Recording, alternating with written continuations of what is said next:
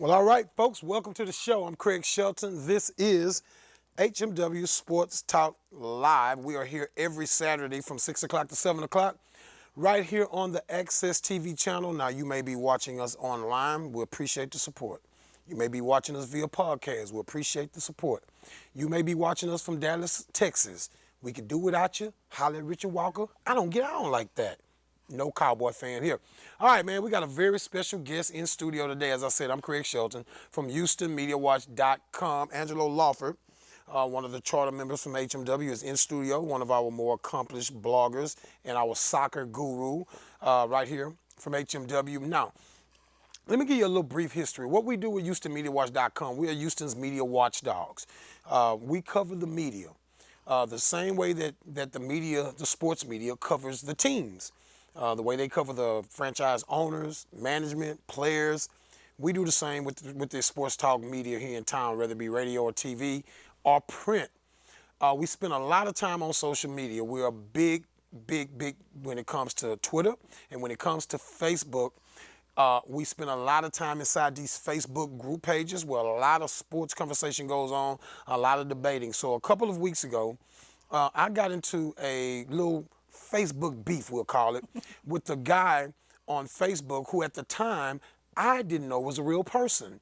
I literally thought that this guy was somebody that, was kind of like joking around. I thought it was somebody that like hated Johnny Manziel.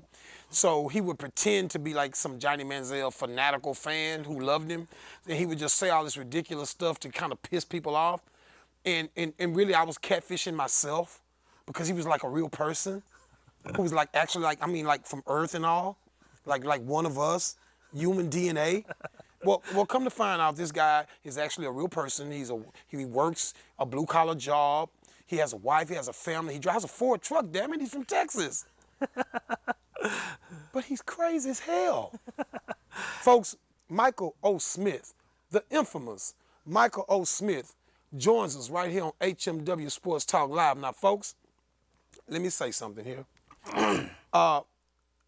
As you can see, Michael O. Smith is a white man. We're going to talk a little bit about white men on this show today because Donald Sterling, the owner of the Clippers, demands that we do so. But we're going to start with a white man that's just a cool guy. Doesn't have a racist bone in his body. That's right. But I did offer to trade him to white people if he were black. Because his takes on Johnny Manziel can be so ridiculous at times, in my simple view, and I can be simple-minded at times, I admit. But for me, sometimes they were so dang ridiculous, I told Michael, like, Michael, if you was black, I'd trade you to white people, man, for Marky Mark. And I don't mean the good Marky Mark that's making these great movies. I'm talking about the whack-ass Marky Mark rapper. I'd trade you to him. I'd trade your ass for Rosie O'Donnell. Well, come to find out, having lunch today with Michael O. Smith, he tells me, Craig, that was one person that agreed with you. They would literally take that trade me for Marky Mark. My wife. I just want to say to Miss Michael O. Smith, I appreciate you supporting me in my trade of your husband to white people for Marky Mark. Mike, how you doing, man? Pretty good. Appreciate you being a good sport. No problem. And Mike is a really, really good guy and drove all the way in from Dayton, Texas. Dayton, Texas. You grew up a big Houston Oilers fan. Big Houston Oilers fan. And contrary to what, I thought you were probably an Aggie. Nope. Not an Aggie. Matter of fact, at one time, you had real creepy man love like you do for Johnny Manziel with Vince Young. Not quite as creepy, but yeah, creepy. I liked him. So you are an interracial dater. Oh, yeah. Oh, no doubt about it. Michael O. Smith, right here with HMW Sports Talk Live on Donald Sterling Day.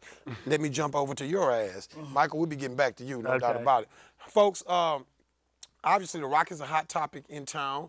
I'll be the first to say that I wrote the Rockets off and I called it #Clutch City Remix because what we saw the first two games at Toyota Center was ridiculous. Not the fact that they lost. We're going to talk about the fact that Houston sports fans had been conditioned, key word. I'm going to talk to you like a preacher today, church. I said your minds had been preconditioned to think that the Rockets were going to maybe beat Portland in 5 games, maybe 6. That's fair. But 5 games, a team that when you look at every statistical category that matters, where they're pretty much even, very few where there's a huge difference in the numbers. A team with, you're the 4th team in the West, they're the 15th, your records are similar. You thought that you were going to just walk over that team in 5 games, right?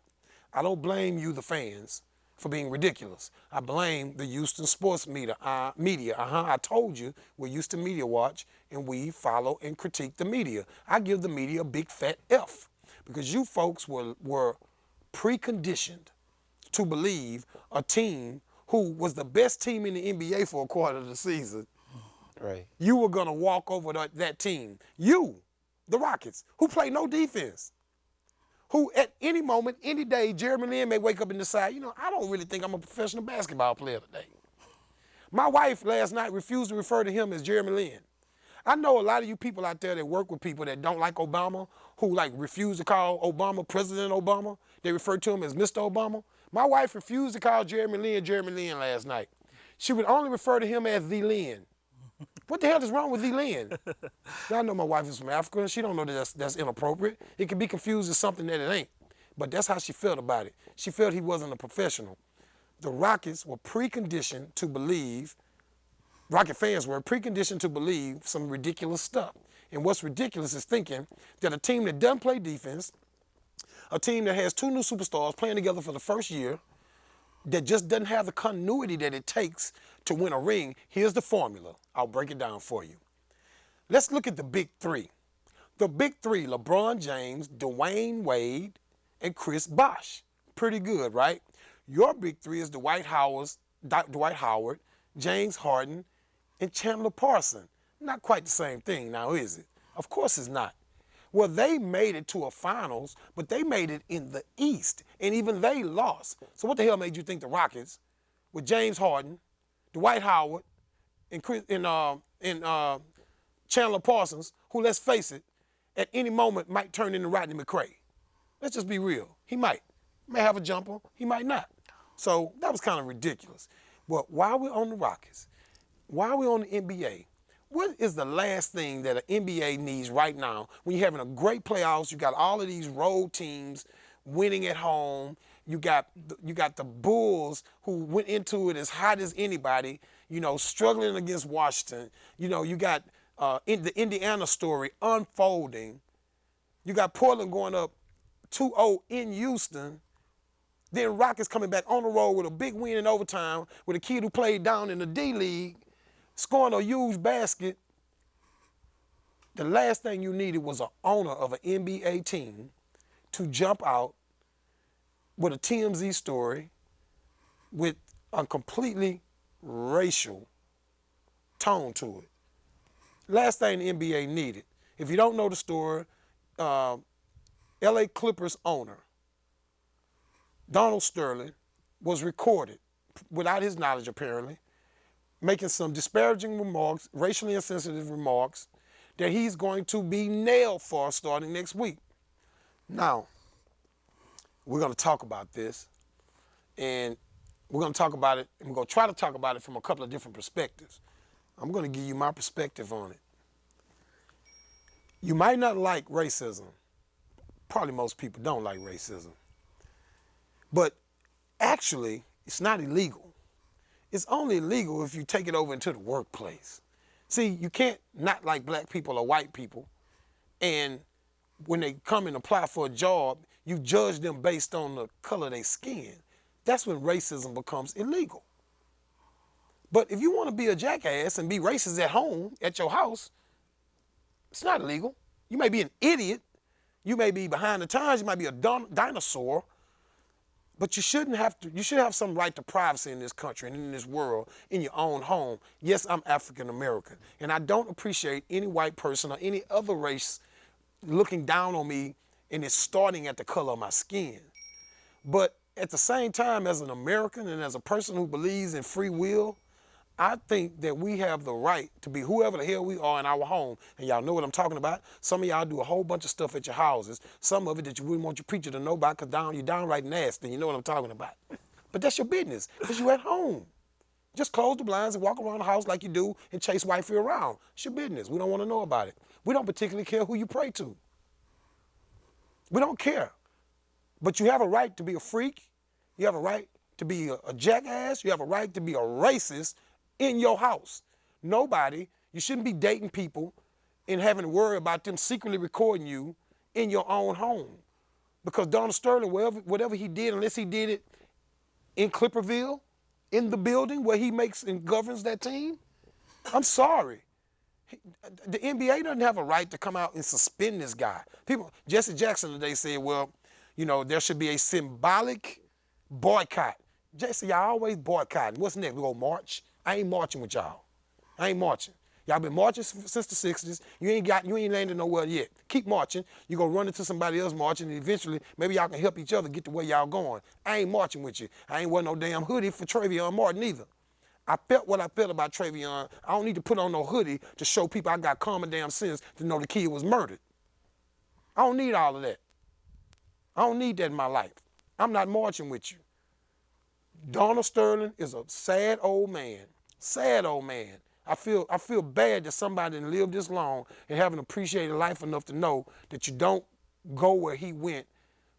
But the fact that he did it at home in the privacy of his own home, it should never be news. TMZ got a hold to the audio and did their thing with it. Well, Craig, you run HMW. Look what you did to Ted Johnson. That story broke national. Well, Ted said what he said on public radio. All I did was take it and report it. I was the first to report it. It blew up. Good for me. Now, what would you do, Craig, if you had got that audio? I would have called Donald Sterling and told him, sir, you probably want to fly me to L.A. We need to talk. We need to talk. And the reason why we need to talk is because I have something, and here's a snippet of it. And what time do I get on that plane? And by the way, Richard, Lamont, and Angelo will be coming with me. And we need a really nice hotel and a nice rental car. And I would have went to Mr. Sterling and I would say, sir, I'm going to be frank with you. I think you're a sad man, but I could give a damn what you think about me. Here's the deal. I've been black all my life. Any black person walking around shocked because they found out some old rich-ass white man don't like black people, you're an idiot. Where you been? That's shocking to you? That's breaking news? No, it hasn't affected he been racist, but it hasn't affected me or my children one bit. And it ain't gonna affect me none tomorrow. So, he could have the tape for a small fee. Not so small. I'm sorry, HMW is a business, Mr. Sterling. It is what it is. It is what it is. But if I have to put this out on HMW tomorrow, Mr. Sterling, it's not because I'm a media whore. It's because you wouldn't sign over the little funky $5-10 million check I just asked you to sign over. Plus, I need some support. I kind of need a new production deal. I want to put my stuff on TV nationwide. We need that support, Mr. Sterling. Can we work this out? Simple as that. That's what I would have did. So I might not be no better than TMZ. I'm just being real with you. But I don't have the tape. And I think the woman that did that was kind of skanky.